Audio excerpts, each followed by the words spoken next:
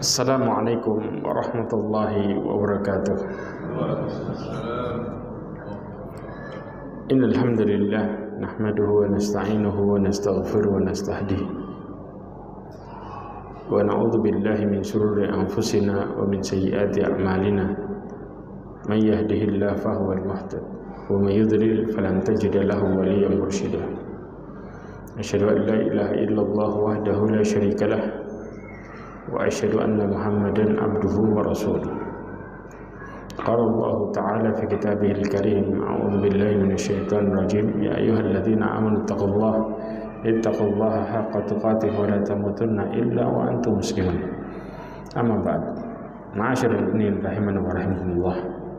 Alhamdulillah, kita bersyukur kepada Allah Azza wa Jalla dengan segala kenikmatan yang Allah berikan kepada kita semua. Salawat dan salam kepada Nabi Muhammad sallallahu alaihi wasallam, khairul anbiya'i wal mursalin, sebaik nabi dan sebaik rasul. Hari ini sebenarnya kita akan membahas masalah ketika seseorang itu bergantung dengan jimat.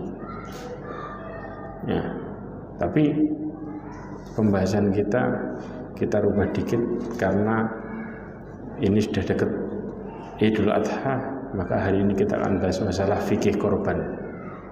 Mudah-mudahan waktunya nutut, karena banyak orang yang belajar tentang masalah ini tapi nggak banyak yang tahu tentang beberapa hal yang sebenarnya ini sangat penting banget. Ya. Yang pertama, pengertian udhiyah. Ya. Al-Imam Jauhari mengatakan udhiyah itu ada yang mengatakan adha.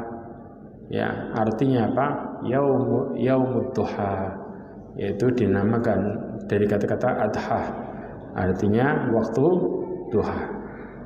Kemudian Al-Imam Nawawi mengartikan bahwa korban itu dilakukan pada waktu duha, ketika mulai agak siang, makanya dikatakan udhiyah.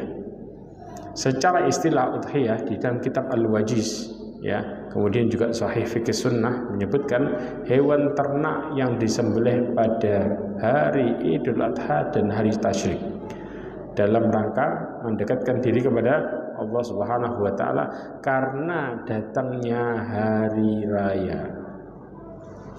Ya, hewan ternak yang disembelih pada hari Idul Adha dan hari Tasyrik dalam rangka mendekatkan diri kepada Allah Azza wa Jalla, ya, karena datangnya hari raya. Kemudian Imam Ibnu Qayyim menjelaskan, ya, di dalam kitabnya bahwa sembelihan-sembelihan yang menjadi amal dalam mendekatkan diri kepada Allah dan ibadah adalah al-hadyu, kemudian adhiyah, ya, kemudian aqiqah. Hadyu, udhiyah, kemudian aqiqah. Nah, keutamaan korban intinya adalah amal saleh. Ini yang sahih. Karena ada di dalam hadis dhaif. Yang pertama diriwayatkan dari Aisyah, disebutkan, ya, bahwa ma'amila ibnu Adam yaumun nahr amalan ahabba ila Allah azza wa jal min hiraqati damin. Tidaklah pada hari nahar manusia beramal saleh yang lebih dicintai oleh Allah Subhanahu wa Ta'ala daripada mengalirkan darah hewan korban. Tapi hadisnya hadis dhaif. Dikatakan wa annahu la ya'ti yaumal qiyamah biquruniha. Nanti datang di hari kiamat dengan tanduk hewan yang dikorbankan. Wa adlafiha, dan juga dengan kukunya, ya, wa asy'ariha, dengan rambutnya. Wa inna dama la yaqa'u minallahi azza wa jalla bi makanin qabla an yaqa'u al-ardi, ya, fatibu biha nafsan. Dikatakan bahwa nanti akan datang di hari kiamat, ya, akan sampai kepada Allah darahnya karena ridha Allah sebelum tetesan darah tersebut jatuh ke bumi. Ya, hadis ini diriwayatkan Imam Majah dan juga Imam Tirmidzi, dan ini dhaif. Kemudian juga ada hadis dhaif dari Abi Dawud, ya, diriwayatkan oleh Al-Imam Ibnu Majah juga, dikatakan Zaid ibn Abi Arqam mengatakan bahwa asbab Nabi SAW bertanya, ya Rasulullah, ma hadhihi udhiyah? Apa ini yang dimaksud dengan adahi? Ya, yaitu udhiyah tadi, yaitu sunnah abikum Ibrahim. Ini merupakan sunnahnya bapak kalian Ibrahim. Ini kata Nabi SAW, dan ini juga dhaif. Nah, sekarang hikmah korban. Yang pertama adalah untuk mendekatkan diri kepada Allah Subhanahu wa taala. Sebagaimana Allah mengatakan dalam surat Al-An'am ayat 162. Allah katakan, "Qul inna salati wa nusuki." Nusuk di sini artinya adalah korban untuk mendekatkan diri kepada Allah. Apapun itu, maka disebut dengan nusuk. Maka ini menunjukkan, katakanlah salatku, korbanku, hidupku, matiku lillahi rabbil alamin. Berarti tujuannya untuk mendekatkan diri kepada Allah. Yang kedua, menghidupkan sunnah, tuntunan orang-orang yang bertauhid, yaitu Nabi Ibrahim, di mana Allah mewahyukan untuk menyembelih anaknya. Sebagaimana Allah katakan dalam surat As-Saffat ayat 107. Allah katakan, wa fadainahu bidabhin azim. Kami tebus anak itu dengan seekor sembelihan yang besar. Yang ketiga, menebarkan kebahagiaan kepada kaum fakir miskin dengan memberikan dagingnya.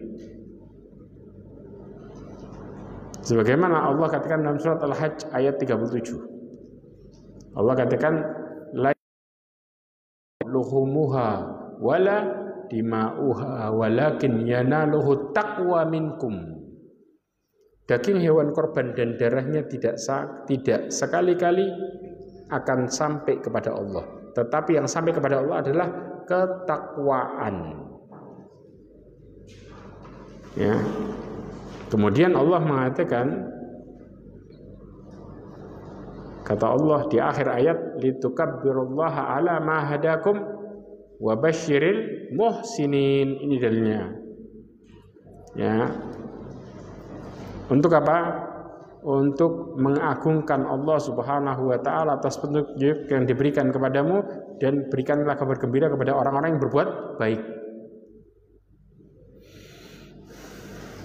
Nah, hukum korban ada dua.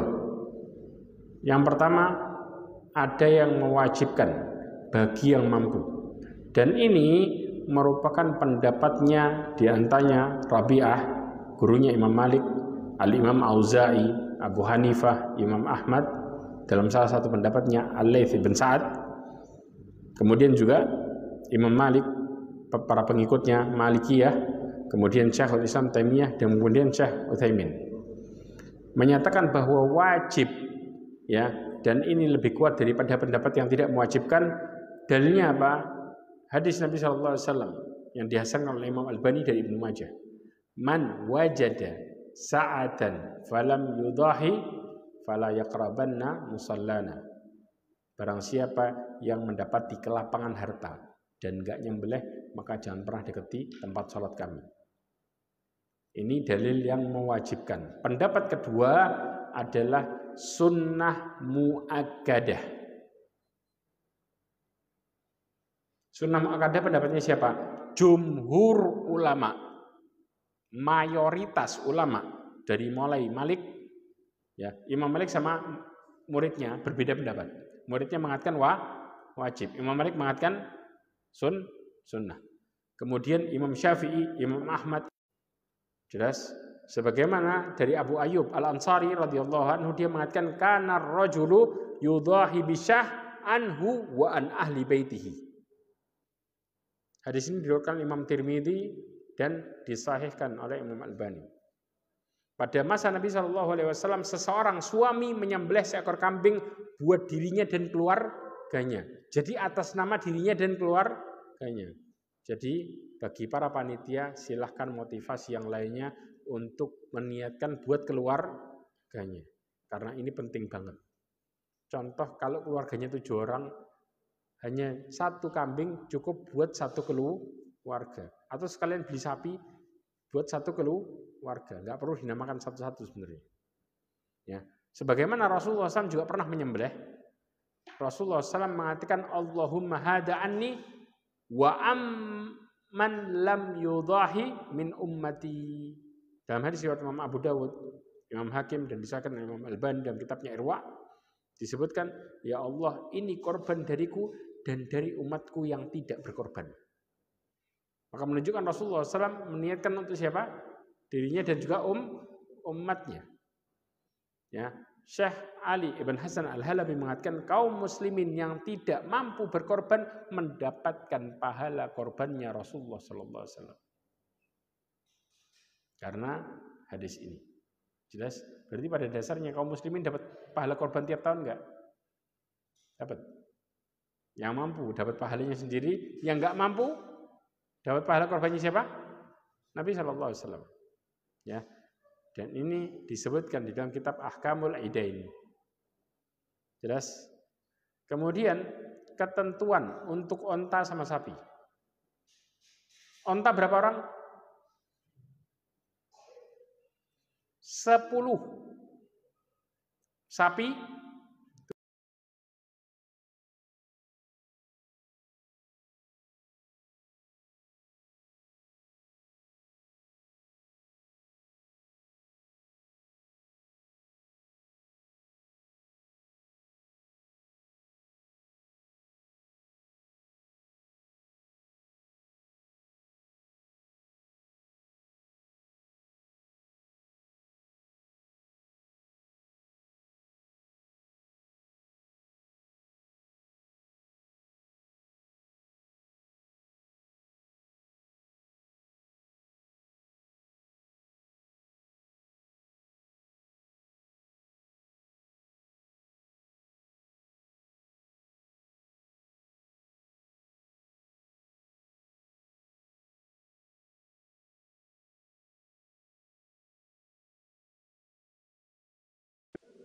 yang naik pertama ngutang bukan? Ngutang. Boleh apa enggak? Boleh. Arisan korban jawabannya boleh. Dan ini diriwayatkan dari Imam Abi Hatim, dinukil di dalam tafsir Ibnu Katsir dari Sufyan Ats-Tsauri. Kata Sufyan Ats-Tsauri, dulu Imam Abi Hatim pernah berhutang untuk membeli onta korban. Dan beliau ditanya, apakah engkau berhutang untuk memberikan onta korban? Maka kata Imam Abi Hatim, saya mendengar Allah berfirman, lakum fiha khair. Ya, Al-Hajj ayat 36. Dikatakan engkau akan memperoleh kebaikan yang banyak. Makanya sampai berhutang. Para ulama, diantaranya Syekh Muhammad Ibn Shalih Al-Utsaimin mengatakan, kalau orang tersebut mudah bayarnya, maka dia boleh utang. Tapi kalau dia waktu korban punya utang dan susah bayar, maka dia harus mendahulukan bayar utang. Paham ini? Ini para ulama memisah dengan posisi kayak gini. Imam Abi Hatim punya usaha dan dia gampang untuk membayar, maka dia pun berhutang. Karena kadang-kadang apa? Uang kita di orang, ya, jatuh temponya pas setelah Id, contoh. Ya, maka kita bisa berhutang dengan kondisi supaya kita bisa berkorban. Kemudian kerbau, boleh apa enggak? Kerbau itu kata para ulama menyebutkan bahwa kerbau adalah jenis di dalam sapi. Ya, bahkan beberapa ulama Syafi'iyah menegaskan bahwa berkorban kerbau diperbolehkan. Sebagaimana kambing itu ada apa? Domba. Betul apa enggak? Tetap disebut jenisnya apa? Kambing. Nah, bagaimana dengan korbannya urunan satu sekolah?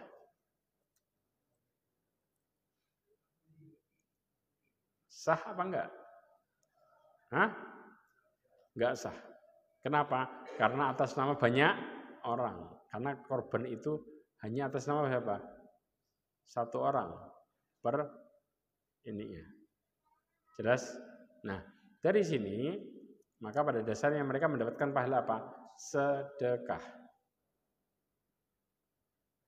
Paham ya?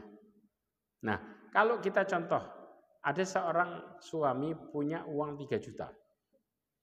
Harga kambingnya 3,5 juta. Kurang berapa? 500. Kemudian istrinya, nih tak kasih urun 500. Sah nggak korbannya?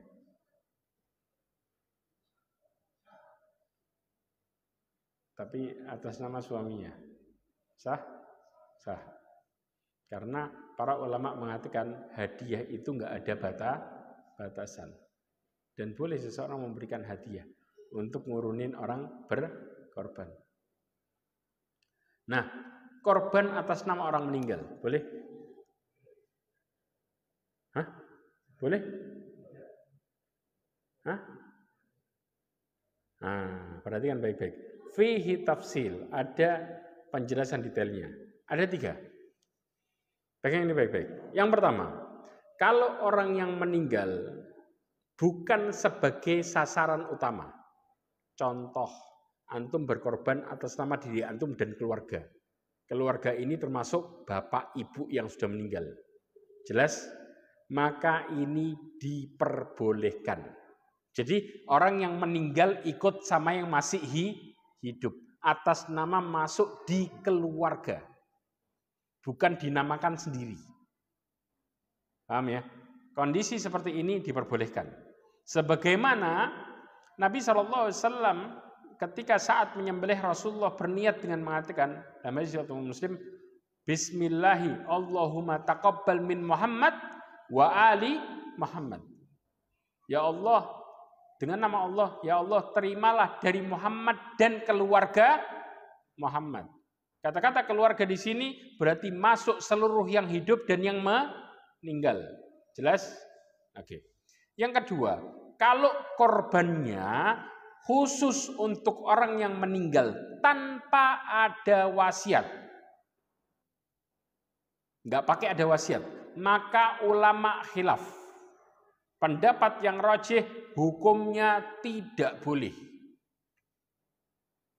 Diniatkan khusus atas nama orang yang meninggal. Kemudian diperbolehkan dengan syarat.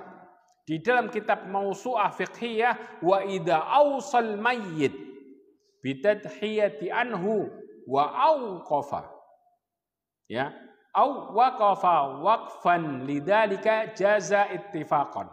Kalau orang yang meninggal ya belum pernah berwasiat untuk korban, kemudian ahli waris atau orang lain menunaikan korban dengan harta ya orang yang meninggal, maka pendapat ini boleh. Harta, pakai harta ya Pak? Warisan. Jelas? Tapi kalau harta orang yang hidup, maka ini tidak boleh. Tapi ada sebagian ulama yang membolehkan, yaitu madhab siapa? Hanafiyah. Imam Abu Hanifah ya menjelaskan bahwa ada sebagian yang membolehkan. Kenapa membolehkan? Karena berpikir, maaf, madhab Hambali. Karena berpikir sebagaimana seseorang dihajikan atau diumrohkan. Jadi madhab Hambali membolehkan mengarahkan sedekahnya ke arah situ. Ya, dia mendapatkan pahala bagi si mayit ketika sedekahnya atas nama si mayit, sebagaimana seseorang yang dihajikan atau diumrohkan. Jelas? Tapi jumhur ulama bahkan Hanafiyah menganggap ini makruh. Ya, bahkan ada yang melarangnya. Di antaranya madhab Syafi'i. Ya, di mana Imam Nawawi mengatakan tidak sah korban orang yang selain dengan yang diizinkan, kemudian tidak sah juga korban untuk mayit jika ia tidak memberikan wasiat. Jelas? Oke. Kemudian yang ketiga, adalah ketika orang tersebut berwasiat, maka hukumnya wajib ditunaikan. Kalau si mayitnya berwasiat, selama tidak lebih dari sepertiga hartanya. Jelas? Sebagaimana Allah berfirman dalam surat Al-Baqarah ayat 181. Kata Allah, "Faman baddalahu ba'da ma sami'ahu fa innama itsmuhu 'alal ladzina yubaddilunah." Allah katakan, siapa yang mengubah wasiat setelah mendengarnya, maka dosanya bagi orang yang mengubahnya. Maka orang yang tidak menjalankan wasiat, selama wasiat itu bentuknya kebaikan dan tidak lebih dari sepertiga hartanya si mayit, maka dia telah berdosa. Paham sampai sini? Ini 3 kondisi ketika masalah ini. Kemudian umur hewan kurban tahu ya, onta 5 tahun, sapi 2 tahun, kambing Jawa setahun, domba 6 bulan. Nah, sekarang cacat hewan. Hewan yang cacat dibagi menjadi 3. Haram, makruh, kurang afdol. Saya ulangi lagi. Ada cacat yang membawa kepada haram buat dikorbanin. Ada cacat yang mengarah kepada makruh. Sama ada cacat yang membawa kepada kurang afdol. Cacat yang membawa kepada keharaman ada 4. Catat baik-baik. Dalam hadis riwayat Imam Nasai dan Abu Dawud, hadisnya sahih dari Bara' bin Azib, bahwa Rasulullah SAW memberikan isyarat dengan tangannya, arba'atun la yadzina fi adahi. 4 hewan yang tidak boleh dikorbankan. Yang 1 adalah aura al-bayinu auruha. Hewan yang buta sebelah, jelas butanya. Ketika matanya buta, maka nggak boleh dibeli dan dijual. Kalau seandainya dijual buat hewan korban, maka hukumnya haram. Tidak boleh dipakai buat korban. Dan nggak sah. Jelas? 2. Ya, wal maridhah al-bayinu maraduha. Dikatakan hewan yang sakit, yang jelas sakitnya. Sampai apa? Mencret-mencret dan lain sebagainya. Kelihatan kan sakit? Nggak boleh dijual. Buat korban nggak boleh. Yang ketiga, wal arja al bayinu dhal'uha, hewan yang pincang, jelas pincangnya. Ya, jalan tiba-tiba ngangkat 1 kakinya sambil tek-tek. Itu nggak boleh.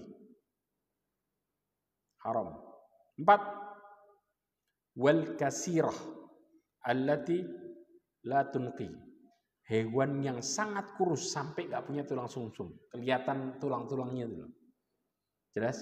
Kan ada tuh kambing yang sampai kurus, itu nggak boleh dijadiin hewan korban. Jelas? Yang sekarang, yang 2 adalah kalau dia terjadi 2 hal ini, maka dia hukumnya makruh dikorbanin, alias dibenci. Sah tapi makruh. Berarti kalau makruh dapat pahala sempurna enggak? Enggak. Apa itu? Karena ini sempat disebutkan dalam hadis, tapi hadisnya dhaif. Maka para ulama memakruhkan masalah ini. Yang pertama, di mana hewan tersebut terpotong sebagian telinganya atau seluruhnya.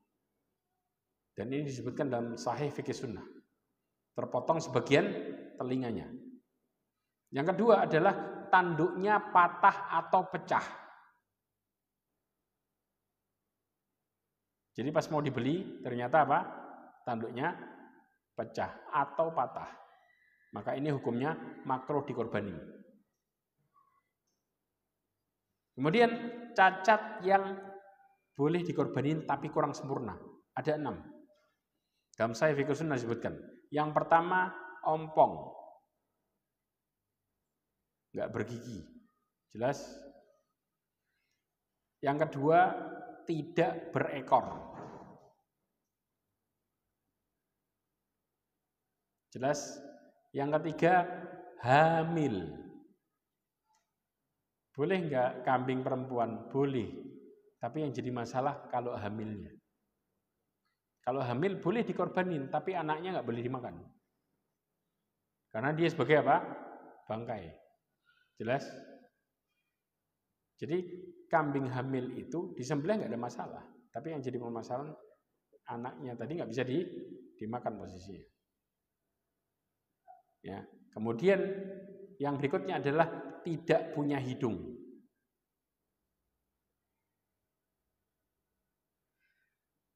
Ya. Yang seperti ini adalah hewan-hewan yang hukumnya apa? Mempengaruhi kesempurnaan. Nah, sekarang pertanyaan. Kalau kita beli hewan, hewannya sehat semua, baik dan lain sebagainya. Tiba-tiba di perjalanan sampai di tempat, hewan itu pincang. Boleh dikorbanin enggak? Kan tadi jelas. Boleh apa enggak? Jawabannya boleh. Dalilnya disebutkan oleh Imam Ibnu Qudamah, jika seseorang telah menentukan hewan yang sehat, bebas dari cacat korban, kemudian mengalami cacat yang seharusnya tidak boleh untuk dikorbankan, maka dia boleh menyembelihnya dan sah sebagai korbannya. Kalau habis beli, kemudian dalam posisi perawatan tiba-tiba masalah. Jelas? Di awalnya sehat gak ada apa-apa. Paham di sini?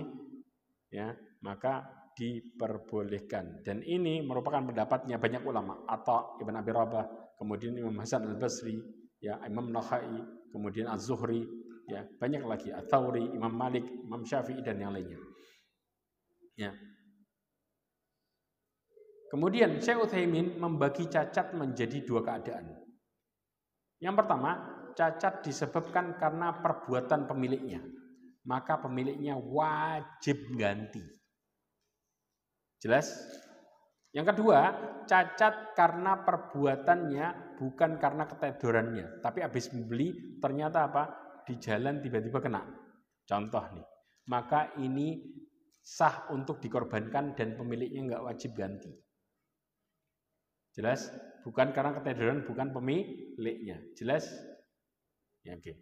Kemudian hewan yang paling utama, yaitu kalau urunan 7 sapi sama 1 kambing, lebih utama mana? 1 kambing, karena dia mengalirkan darah sendiri. Ya. Yang berikutnya, apakah harus jantan atau boleh betina? Jawabannya jantan betina sama. Sebagaimana hadisnya Ummu Kurzin yang diriwayatkan Imam Ahmad dan Nasai dan disahkan Imam Albani. Dikatakan an ghulam syatan wa an jariyah syah. Ya, la yadurrukum adkaruna kunna am inathan. Rasulullah mengatakan bahwa akikah untuk anak laki-laki 2 kambing, anak perempuan 1 kambing. Enggak masalah jantan betina. Maka Fairuz Abadi Asy-Syafi'i mengatakan dibolehkan menggunakan hewan betina untuk akikah dan menunjukkan boleh untuk korban. Paham? Abdullah bin Abbas juga mengatakan mengagungkan syiar Allah adalah dengan mencari yang paling gemuk dan yang paling bagus. Ya, karena kalau bicara jantan betina. Tapi kalau yang paling bagus berarti jantan sama betina bagusan mana? Bagusan jantan. Karena intinya di situ. Kemudian larangan bagi yang berkorban sudah tahu ya. Waktu sembelihan kita sudah paham. Ya. Sekarang wanita boleh nyembelih enggak?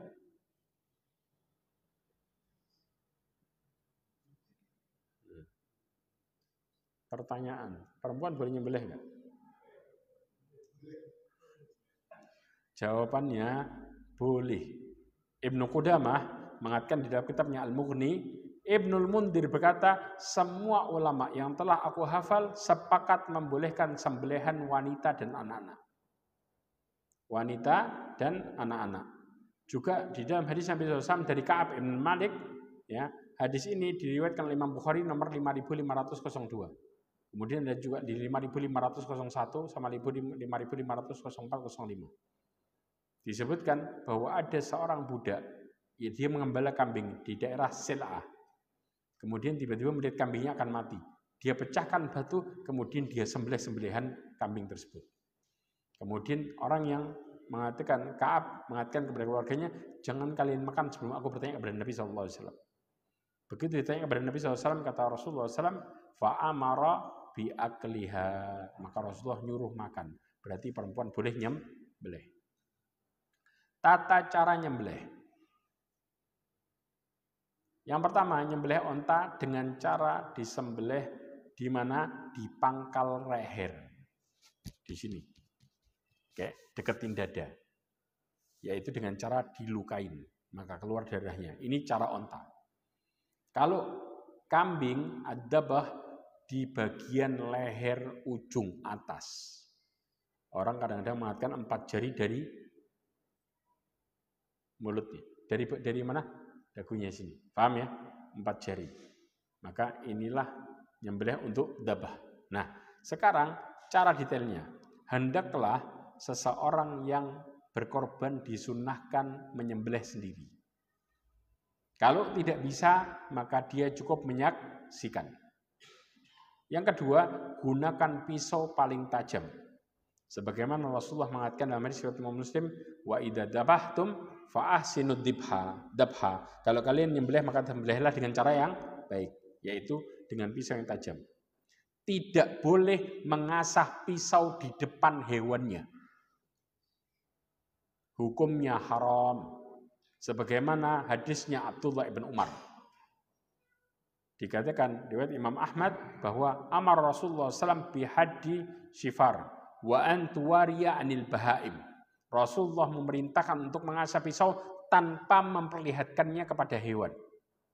Karena pernah suatu ketika ada seorang sahabat yang mempertajam pisaunya di depan hewannya. Hadis riwayat Imam Tabrani. Kemudian Rasulullah mengatakan, apakah engkau ingin mematikan dia sebanyak 2 kali? Karena orang yang mengasah pisau, menunjukkan pisau di depan hewannya sama dengan buat hewannya stres. Dan ini tidak boleh. Jelas? 3. Yang keempat, menghadapkan hewan ke arah kiblat. Yaitu di dalam kitab Mausu'ah Fiqhiyah menyebutkan disembelih lehernya, bukan wajahnya, tapi lehernya. Mengarahkan ke arah kiblat. Kemudian kakinya diarahkan ke arah kiblat. Jadi 2, paham ya? Leher ya, diarahkan ke arah kiblat. Posisinya bagaimana? Berarti kepalanya di selatan, kakinya di barat, lehernya di barat. Jelas? Karena kiblatnya mana? Barat. Sahih. Kemudian membaringkan hewan di atas lambung kiri. Lambung kiri. Sebagaimana Imam Nawawi mengatakan bahwa terdapat beberapa hadis tentang membaringkan hewan, ya, tidak disembelih dengan berdiri. Dan kaum muslimin sepakat dengan hal ini. Para ulama memberikan cara membaringkan hewan dengan benar adalah ke arah kiri. Jelas? Sehingga tangan kanan bisa memegangi leher. Lehernya dipegang dengan tangan kiri, kemudian tangan kanan bisa menyembelih. Jelas di sini? Oke. Kemudian menginjakkan kaki di leher hewan. Sebagaimana hadisnya Anas ibn Malik yang diriwayatkan oleh Imam Bukhari dan Muslim, bahwa Rasulullah SAW berkorban 2 ekor domba. Aku melihat Rasulullah meletakkan kaki di leher hewan tersebut, kemudian membaca basmalah dan juga bertakbir. Ya. Yang ke-7, bacaan ketika menyembelih dengan mengatakan apa? Bismillah. Dan hukumnya wajib. Sebagaimana Allah katakan dalam surat Al-An'am ayat 121. Ya. Yang ke-8, dianjurkan mengucapkan takbir setelah membaca basmalah. Berarti bacanya gimana? Bismillahi Allahu Akbar. Sebagaimana dalam hadis Anas bin Malik yang diriwayatkan oleh Imam Bukhari dan Muslim, di mana Rasulullah mengatakan bismillah kemudian bertakbir. Ya. Setelah itu yang ke-9, pada saat menyembelih dianjurkan menyebut nama orang yang jadi tujuan korbannya. Rasulullah mengucapkan hadza minka walaka. Ini darimu dan untukmu. Kalau kita mewakilkan orang hadza minka walaka an fulan bin fulan dan keluarga. Contoh. Jelas? Ingat lafaz ini. Dan ini diriwayatkan oleh Imam Abu Dawud di dalam sunannya. Ya, bisa ditemui di Abu Dawud nomor 2795. Yang ke-10, disembelih dengan cepat untuk meringankan apa yang dialami oleh hewan. Sebagaimana hadisnya Shaddad ibn Aus yang tadi saya sebutkan di awal. Yang ke-11, pastikan tenggorokan, kerongkongan, dan 2 urat terpotong. Tenggorokan, kerongkongan, 2 urat terpotong. Bahkan Sa'id Al-Qahtani ya menukil perkataannya Syekh Abdul Aziz bin Baz. Kalau terpotong kerongkongan, tenggorokan, dan 2 urat leher, maka sembelihannya afdol. Jelas? Tapi kalau 2 tenggorokan, kerongkongan, dan salah 1 urat leher terpotong salah 1, maka sembelihannya halal dan benar, boleh dimakan. Tapi kondisinya lebih di bawah derajat yang dari atas tadi. Jelas? Yang ketiga, kalau terputus hanya tenggorokan dan kerongkongan saja tanpa 2 urat leher, sembelihannya sah. Jadi yang paling rendah yang mana? Terpotong kerongkongan sama tenggorokan. Atasnya lagi salah 1 urat leher. Yang paling sempurna 2 urat leher. Jelas? Wallahu a'lam bishawab. Kemudian yang ke-12, sebagian ulama menganjurkan membiarkan kaki kanannya bergerak. Jadi nanti kalau kambing, kaki kanannya jangan diikat. Biar apa? Ngayun. Tujuannya supaya darah keluar. Hikmahnya lihat. Ya, dan ini disebutkan oleh Al-Imam Nawawi dalam kitabnya Al-Majmu'. Ya, dianjurkan membaringkan sapi dan kambing ke arah kiri, kemudian membiarkan kaki kanannya bergerak. Yang ke-13, tidak boleh mematahkan leher hewan sebelum benar-benar mati. Ya, para ulama menegaskan di dalam fatwa Syabakah Islamiyah, para ulama menegaskan makruh hukumnya memutuskan kepala ketika menyembelih dengan sengaja. Jadi kepalanya dipeluntir sedangkan dia belum mati. Hukumnya makruh. Jelas? Oke. Kemudian boleh nggak mengucapkan salawat ketika menyembelih?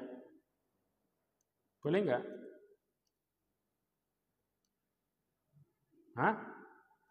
Jawabannya nggak boleh. Kenapa? Ada 2 alasan. Dan ini dikatakan oleh Syekh Muhammad bin Shalih Al-Utsaimin. Yang pertama, Rasulullah SAW tidak mengucapkan salawat ketika menyembelih. Jelas? Yang kedua, takutnya sembelihannya diatasnamakan kepada Rasulullah SAW sebagai wasilah. Dan ini nggak boleh. Harusnya atas nama siapa? Allah.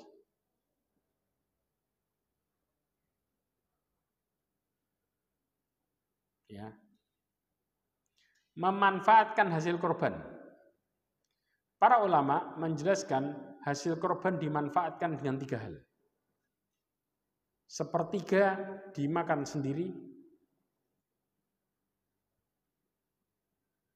sepertiga lagi dibagikan sebagai sedekah, dan sepertiga lagi diberikan kepada orang yang mampu sebagai hadiah. Sebagai hadiah. Hadiah ini boleh nggak bagi orang kafir? Boleh. Sebagaimana hadis Nabi SAW yang diriwayatkan Imam Bukhari dan Muslim. Kata Rasulullah, "Qulu wa'at'imu waddakhiru." Rasulullah mengatakan, makanlah, berikanlah kepada orang lain, dan silahkan simpan. Bahkan sebagian ulama yang membolehkan untuk memakan semuanya buat sendiri, tidak pakai disedekahin. Ya. Ada yang pendapat pertama wajib menyedekahkan, dan ini pendapatnya siapa? Sebagian Syafi'iyah sama Hambali. Sedangkan sebagian yang lainnya lagi mengatakan, pendapat yang kedua ya, mengatakan bahwa boleh ya untuk dimakan sendiri.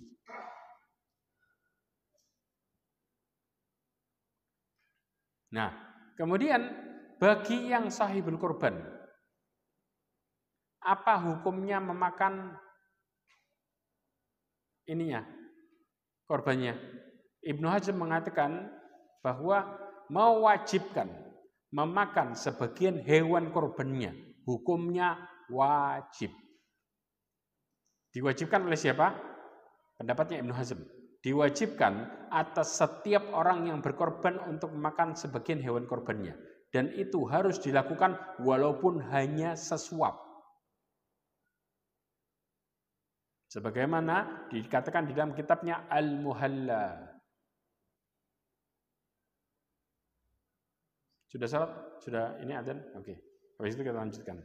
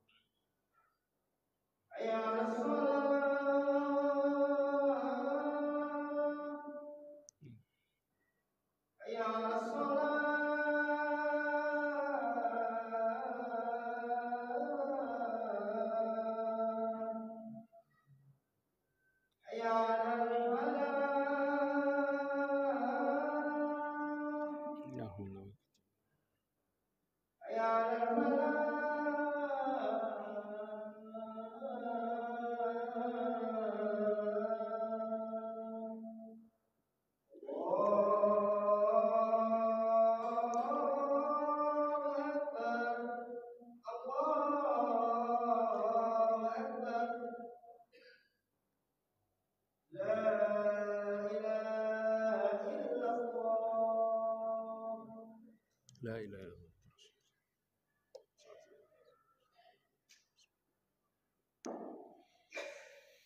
Ya. Ma'asyiral mu'minin rahimani wa rahimakumullah. Yang berikutnya adalah larangan memperjualbelikan hasil korban. Yang pertama, orang yang berkorban tidak boleh menjual apapun dari hasil korbannya.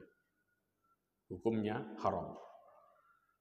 Dalilnya riwayat Imam Bukhari dan Muslim dari Ali bin Abi Thalib, di mana Rasulullah SAW memerintahkanku untuk menangani onta korbannya. Berapa jumlahnya? 100. Kemudian memerintahkan untuk mensedekahkan daging, kulit, dan bagian punuknya. Dan saya dilarang memberikan upah jagal dari hasil korban. Upah jagal dari hasil korban, mau daging, mau apapun nggak boleh. Ya. Kemudian Ali menambahkan, kami memberikan upah dari uang pribadi kami. Maka dari sini, bahkan Rasulullah mengatakan dalam hadis yang lain yang diriwayatkan Imam Hakim, memba'a jilda udhiyatihi fala udhiyata lahu. Barang siapa yang menjual kulit sembelihannya, maka enggak ada sembelihan buat dia. Maka pahala sembelihannya gugur total. Yang jual kulitnya. Jelas? Yang kedua, panitia korban statusnya sama dengan sahibul korban karena dia wakil. Maka panitia tidak boleh memberikan hasil korbannya, kemudian contoh kulitnya dijual kemudian dimanfaatkan untuk uang operasional. Hukumnya haram. Karena pada dasarnya kulit dan yang lainnya hasil korban tidak boleh jual beli. Jelas? Ya. Kemudian yang ketiga mengenai hasil korban. Kalau hasil korbannya contoh kulit dijual kemudian disedekahkan, hukumnya gimana? Para ulama khilaf. Pendapat madhab Hanafi dan Imam Ahmad dalam satu riwayatnya diperbolehkan. Dikatakan di dalam kitab madhab Hanafi, walau ba'ahuma bidarahim liyatasaddaq biha jaza. Kalau dia menjual korbannya dengan dibayar dalam bentuk dirham, uang, kemudian disedekahkan uangnya, maka boleh. Ini pendapatnya siapa? Imam Ahmad. Jelas?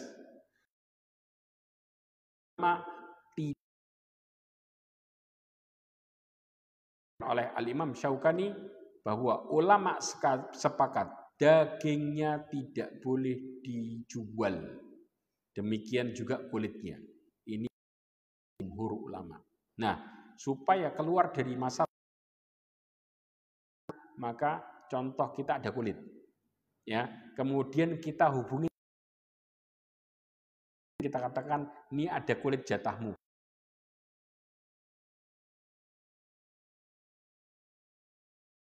Kasih uangnya ke dia, selesai. Maka kita jadi wakil siapa? Wakil yang berhak tadi. Dengan cara menjualkan. Jadi kita keluar dari khilaf. Jelas? Oke.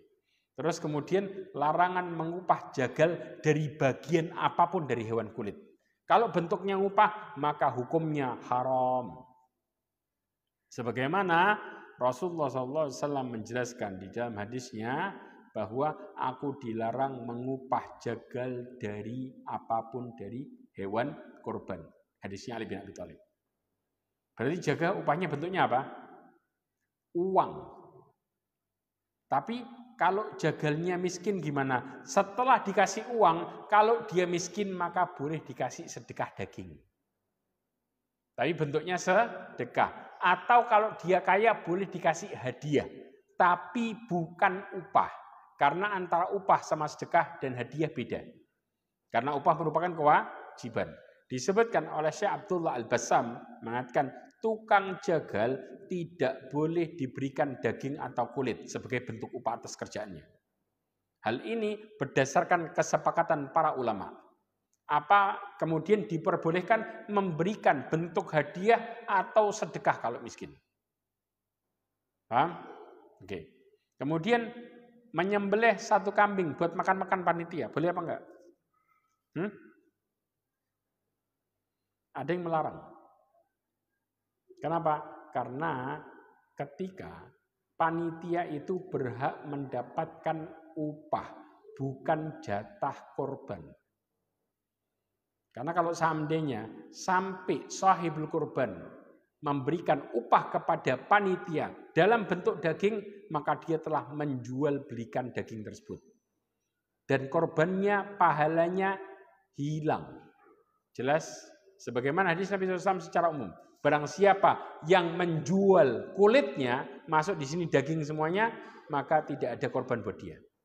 Dan panitia adalah wakil dari korban. Dan dia tidak boleh diupah dengan daging. Hanya apa? Diupah dengan uang. Lalu dagingnya bagaimana? Dia boleh makan dari situ. Sebagai bentuk wakil dari sahibul korban, sebagaimana sahibul korban makan. Dan boleh mendapatkan sedekah atau hadiah. Ini pendapatnya para ulama. Ya, disebutkan di dalam kitab ya Syarhil Bulughul Maram disebutkan boleh mewakilkan dalam pengurusan korban, pembagian daging korban dan juga menyedekahkan. Ya. Kemudian juga dalam kitab Minhatul Alam disebutkan bahwa boleh mengupah orang lain untuk menyembelih korban, asalkan upahnya tidak diambil dari hasil korban. Jelas? Paham sekarang? Ya, ini juga Imam Nawawi mengatakan tidak boleh memberikan tukang jagal sebagian hasil korban sebagai upah. Ini pendapat ulama Syafi'iyah dan juga yang lainnya. Ya. Terus yang berikutnya. Ya. Panitia, saya tutup dengan ini. Panitia jual korban, boleh apa enggak? Panitia kan pakil korban. Boleh enggak jual korban? Hah? Boleh dengan syarat. Perhatikan baik-baik sistemnya. Pernah, ya, karena prinsip jual beli tidak boleh menjual barang yang bukan miliknya. Sering panitia nggak punya kambing, tapi sudah jual kemana? Ke jamaah. Betul apa enggak? Dikatakan dalam hadis dari Hakim Ibn Hizam, dia pernah bercerita, aku pernah bertanya kepada Nabi SAW. Ada orang yang mendatangiku, memintaku untuk menyediakan barang yang aku tidak miliki. Bolehkah aku belikan barang di pasar, kemudian aku jual kepadanya? Maka kata Rasulullah SAW dalam hadis riwayat Imam Ahmad dan Nasai dikatakan, la tabi ma laisa indak. Janganlah engkau menjual barang yang tidak engkau miliki. Berarti panitia kalau mau jual harus jadi apa? Wakil dari yang punya barang. Contoh, yang punya barang, yang punya sapi, dia mewakili yang punya sapi, kemudian nawarin ke jamaah. Itu boleh, alias makelar. Makelar penjual, bukan makelar pembeli. Paham? Ya. Kemudian juga di riwayat yang lain, naha Rasulullah SAW an abi amalaisa indi. Rasulullah melarang untuk menjual barang yang aku tidak miliki. Kemudian sering kadang-kadang orang panitia meminta DP. Boleh nggak ini? Para ulama menjelaskan. Ya, kalau penjual belum memiliki barang, berarti posisi barangnya utang nggak? Utang, jelas ya.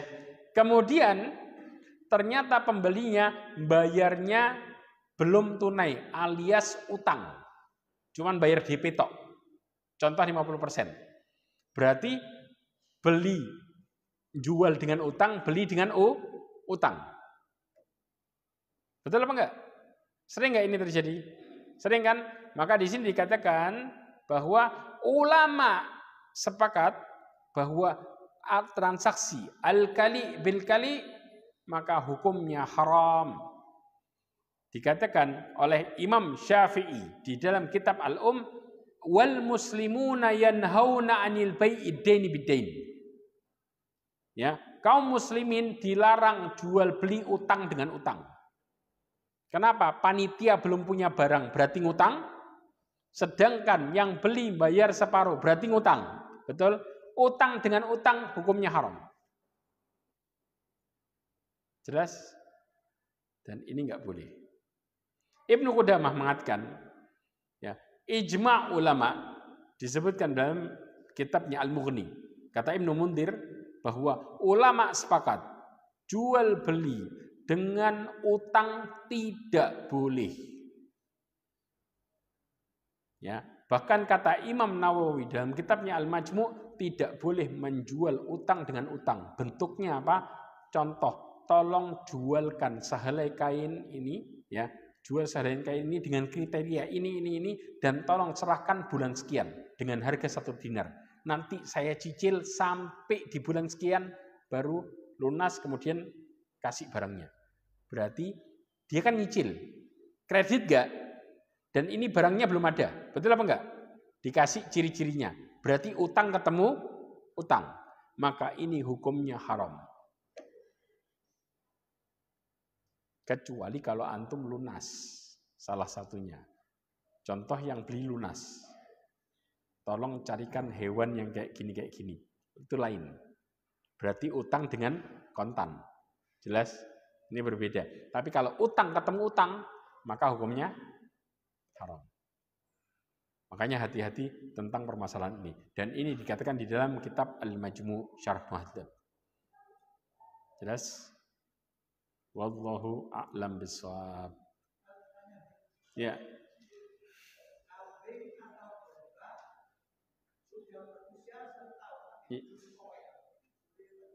Kalau memang benar-benar usia 1 tahun, ya, yang diiktibar usianya. Yang jadi muktabar usianya. Poel itu hanya salah satu tandanya saja.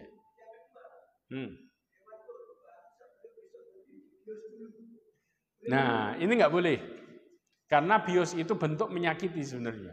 Yang boleh adalah diantaranya para ulama menjelaskan dengan menenangkannya. Paham ya? Nenangin. Makanya cara nenangin nggak boleh nunjukin pisau. Nunjukin pisau hukumnya haram. Hewan stres gara-gara apa? Temannya disembelih depannya dia. Ini sama dengan apa? Menunjukkan pisau. Maka panitia tanggung jawab. Dia berdosa di situ. Dolim sama binatang. Bayangin Idul Adha yang dapat pahala malah dapat dosa. Hati-hati masalah ini. Jelas? Ada lagi pertanyaan? Insyaallah. Yang sini dulu, terus saya. Ya. Korban atas nama yayasan. Kalau atas namanya banyak orang nggak bisa. Hanya boleh atas nama 1 orang. Kalau sapi 7 orang, kalau onta 10 orang. Tidak boleh atas nama banyak orang. Sebagaimana tadi saya jelasin bagaimana hukum korban atas nama 1 sekolah, itu nggak boleh. Itu namanya sedekah. Jelas? Ya, Fadlan.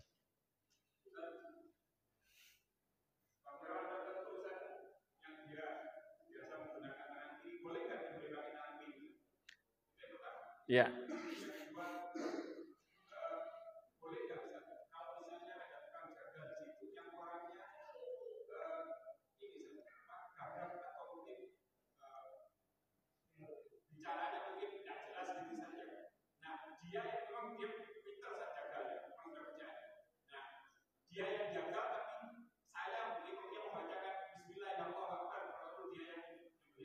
Ya.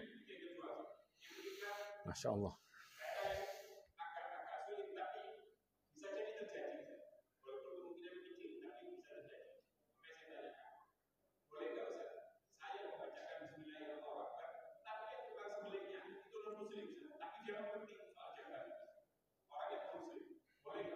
Oke, Masya Allah.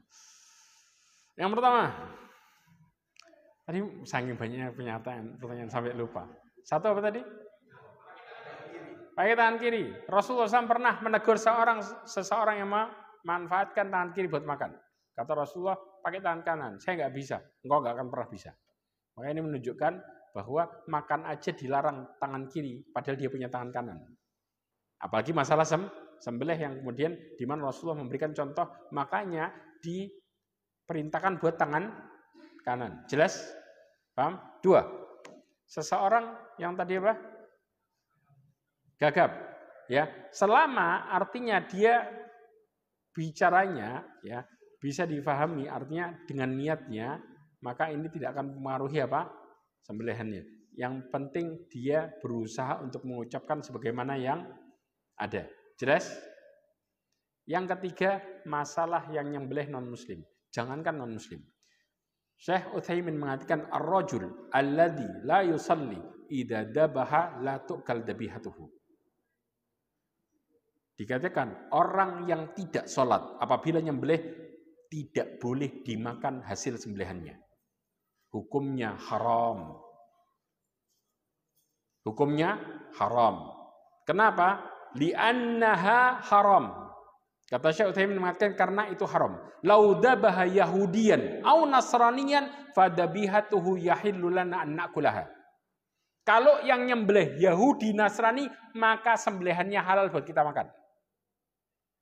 Tapi wa iyadu billah fadabhuhu akhbath min dabhil Yahudi wan Nasara. Orang yang enggak sholat sembelihannya lebih buruk daripada Yahudi sama Nasrani. Karena Yahudi sama Nasrani masih bisa diterima. Dan orang yang tidak sholat, mereka keluar dari Islam. Ulama mengatakan pendapat yang paling kuat bahwa dia keluar dari Islam secara jelas, yang disebut dengan kafir akbar. Sebagaimana hadis Nabi SAW mengatakan al-ahdu bainana wa bainahum as-salah faman tarakaha faqad kafar. Hadis riwayat Imam Ahmad dan Tirmidzi dan disahihkan Imam Al-Albani. Dikatakan perjanjian antara kami dengan mereka orang kafir adalah salat. Barang siapa yang meninggalkannya maka telah kafir. Ibrahim An-Nakha'i mengatakan man tarakas salah faqad kafar. Barang siapa yang meninggalkan salat maka dia telah kafir secara jelas. Ya, yang berpendapat dia kufur kecil adalah Imam Syafi'i. Sisanya banyak para ulama yang berpendapat apa? Kufur besar. Karena Allah Subhanahu wa taala mengatakan di dalam surat, silakan buka di Al-Qur'an. Bentar. Saya kasih suratnya. Ya.